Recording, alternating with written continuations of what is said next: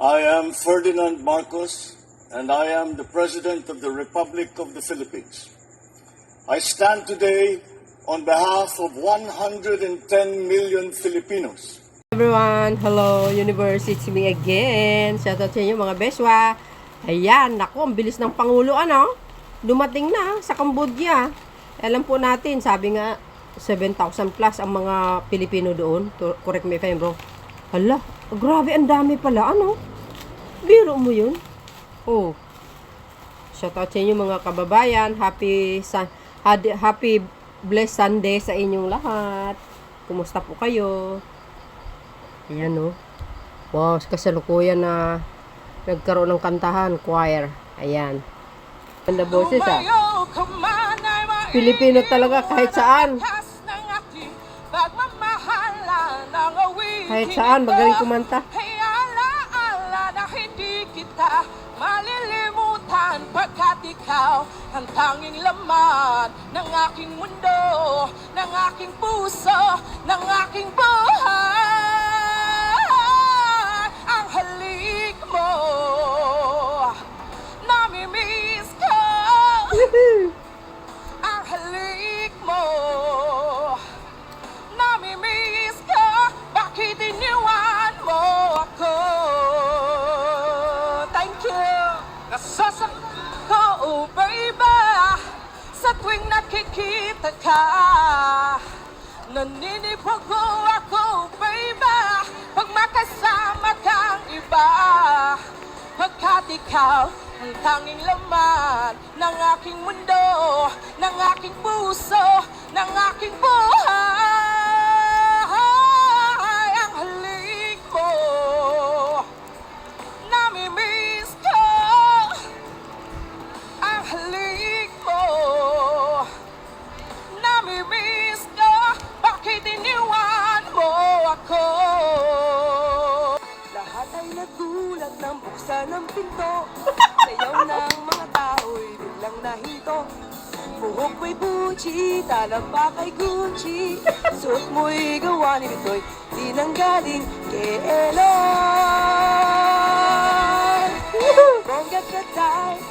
Bongga kaday, sige lang, itaas ang kilay. Bongga kaday, sige lang, itaas ang kilay. Sinyo siklet talaga. Sino pa?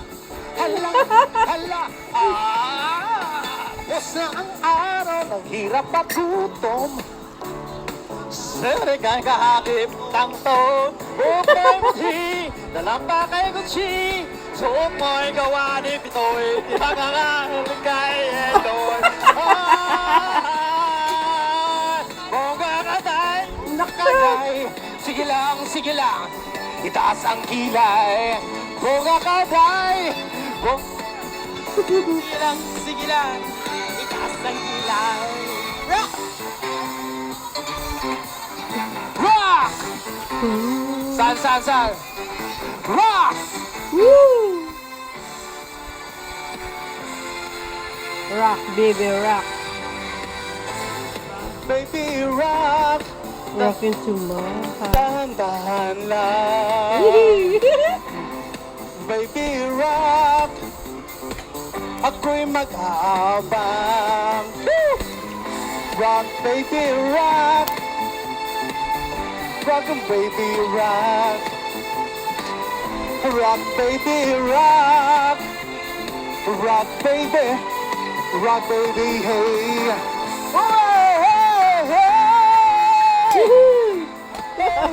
Natutuwa ako.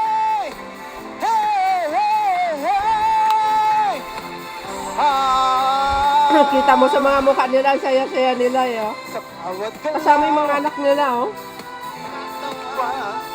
Sino pa? Ako ay lalo nang mahihibang. Bakit tonight ako ay sa'yo forever? Ubus mo, pagkat tayo ay together.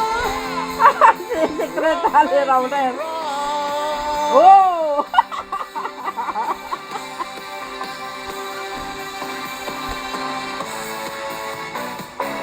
Alright, palakpakan ladies and gentlemen!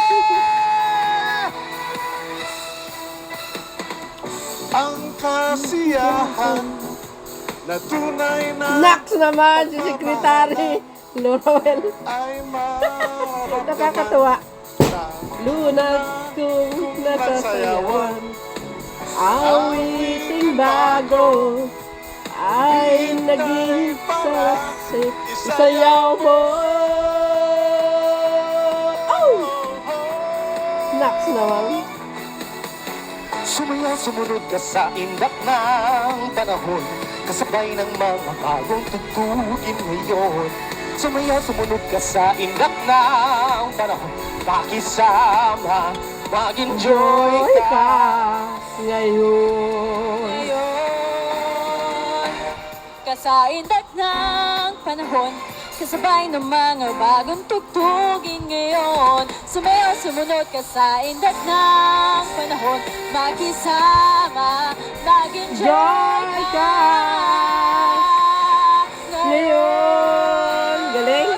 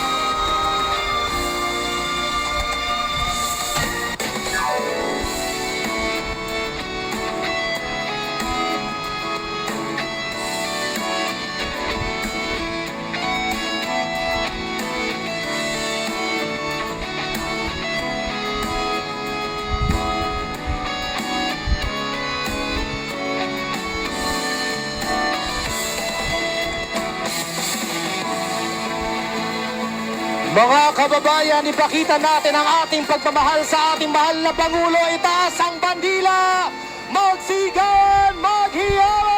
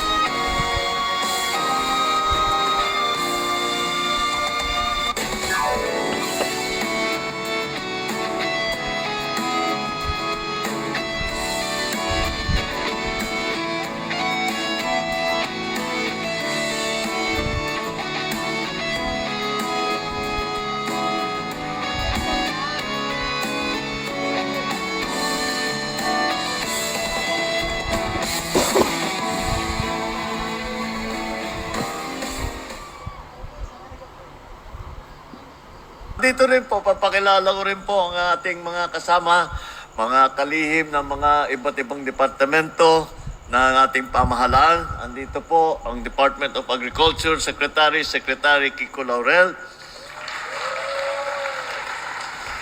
And andito rin po ang kalihim ng DTI, Department of Trade and Industry, Secretary Chris Roque.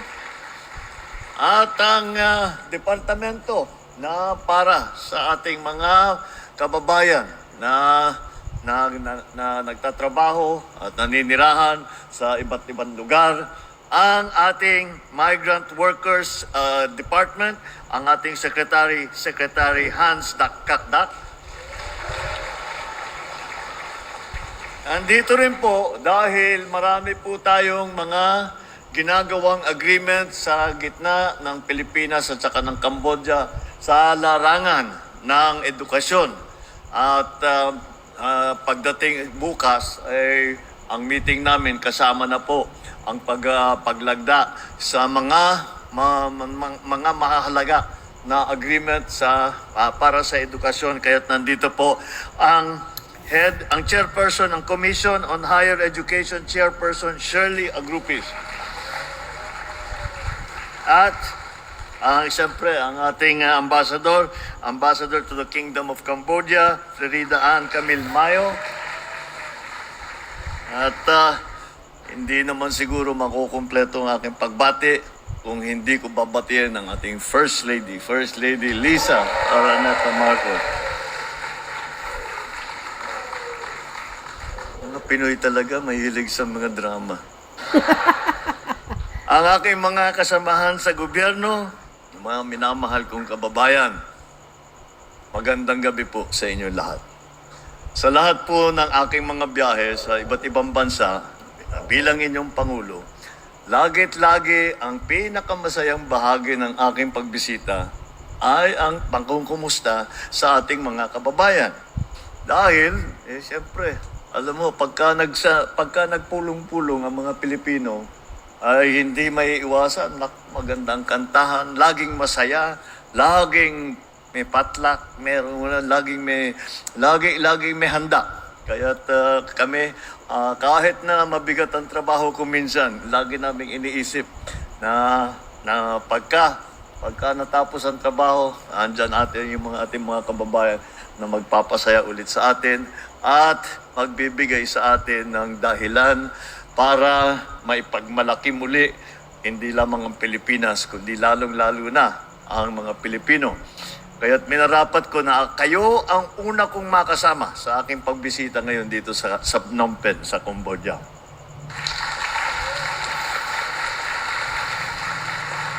Hindi po ito ang unang pagkakataon na tayo ay nagtipon-tipon. Noong 2022, nang ako ay bumisita sa Phnom Penh para sa ASEAN Summit naman, nagkaroon din tayo ng pagkakataon na makausap-usap. This time, we are here for a state visit upon the invitation of His Majesty King Norodom Sihamuni. Itong Pebrero lamang, malugod nating tinanggap si Prime Minister Han Manet sa Maynila. Sa aking pagpupulong bukas sa mga pinuno ng Cambodia, magkakaroon tayo ng pagkakataon na muling pag-igtingin ang patuloy na paglago ang ating ugnayan sa Cambodia.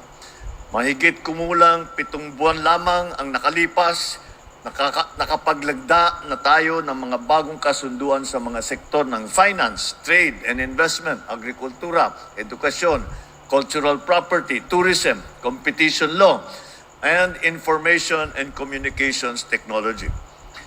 Padadagdagan pa po iyan sa ilang pang kasunduan tumutugon sa ating pambansang interes at sa inyong kapakanan, katulad ng higher education, air connectivity, at ang pagsupil ng transnational crime. Higit sa lahat, ay patuloy natin tatalakayin sa Cambodia ang pagpapatibay sa kaukulang proteksyon at kagalingan ng mga migranteng manggagawa. Tayo ay nakikipagtulungan sa Cambodia upang sama-samang lumago ang ating ekonomiya. Hihiyakatin natin ang kanilang mga negosyante na maging masigasid sa pag-invest at pagnenegosyo sa mga kumpanyang Pilipino upang naman patuloy na yumabong ang ating ekonomiya. Sa ikabuturan ng magandang samahan na ito ay ang mga Pilipinong tulad ninyo na patuloy na pinasisigla ang ating pagkakaibigan.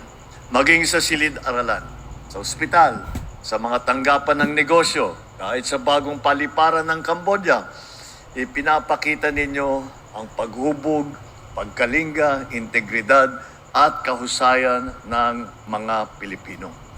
You represent so powerfully a premium world-class Filipino brand that embodies heroism. Hindi lamang kayo bayani ng inyong mga pamilya. Kayo rin ay bayani na kapuspalad dito sa Cambodia na binabahagian ninyo ng mga bunga ng sarili ninyong paghihirap.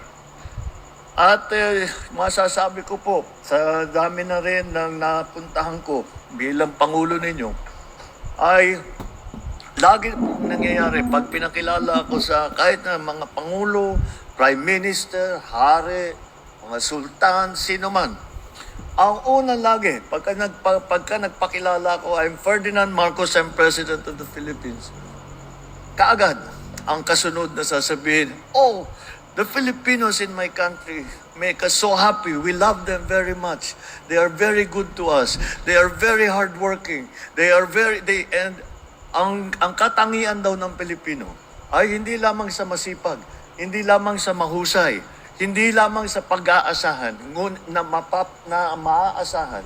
Kung hindi, ang iba daw sa Pilipino, pagka hiningian mo ng pabor, wala sa trabaho, wala sa kahit birthday ng anak nila nagpapatulong magluto, yung mga tipong ganun. Lagi daw nandyan ang Pilipino. Laging nandyan ang Pilipino. Kahit hindi naman pakikitaan, hindi naman wala namang interest, kundi tumulong lamang. Yan ang katangian ng Pilipino na inyong laging ipinapakita sa ating mga kaibigan sa buong mundo. Kaya po, napakaganda ang tingin ng mundo sa Pilipinas dahil po sa inyo na nagbibigay ng karangalan sa pagka-Pilipino natin. Nagbibigay, pinapatingkad ninyo ang pangalan ng Pilipino, ang image ng Pilipino, ang reputasyon ng Pilipino. Kaya kahit hindi nyo, baka hindi nyo po nalalaman, kami po ay talagang malugod na nagpapasalamat sa lahat ng inyong ginagawa, hindi lamang para sa sarili ninyo, hindi lamang para sa pamilya ninyo, kung hindi para sa buong Pilipinas.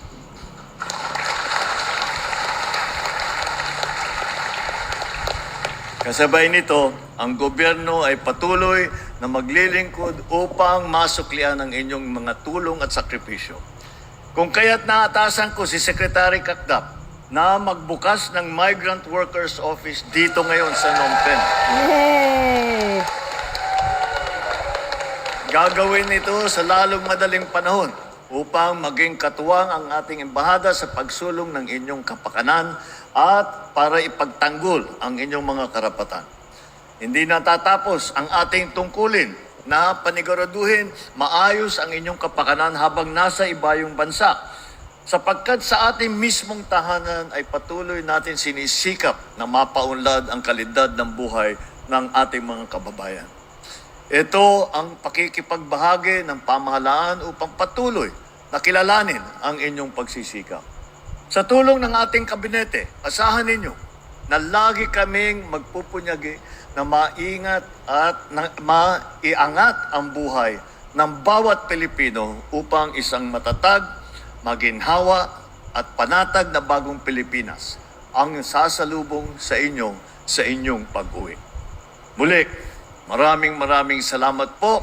Maraming salamat po sa inyong pagbate na maagang pagbate sa aking birthday.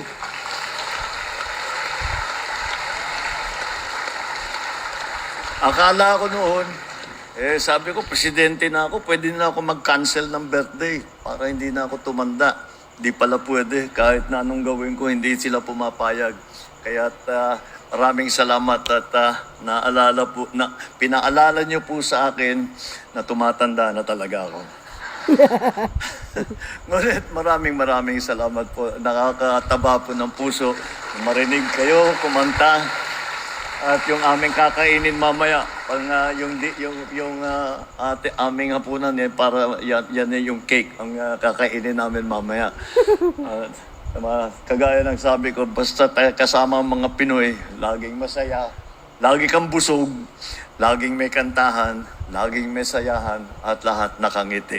At maraming salamat po at maraming salamat sa lahat ng mga nakarating ngayong gabi na kahit na nanggaling sa napakalayong lugar ay nagawa nyo ng paraan upang makarating dito at makipagsayahan at makipagpulong sa atin.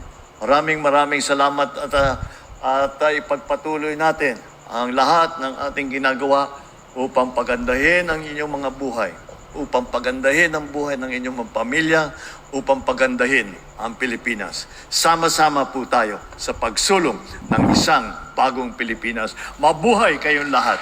Mabuhay ang Pilipinas. Salamat po. So yun mga kababayan, ayan, shout out sa mga taga-Cambodia, ng mga Pilipino out there. Ayan sabi nyo walang nagmamahal sa Pangulo Hindi lahat po ng OFW makaduterte, mali po kayo. Matagal na pong sikat ang Pangulong BBM.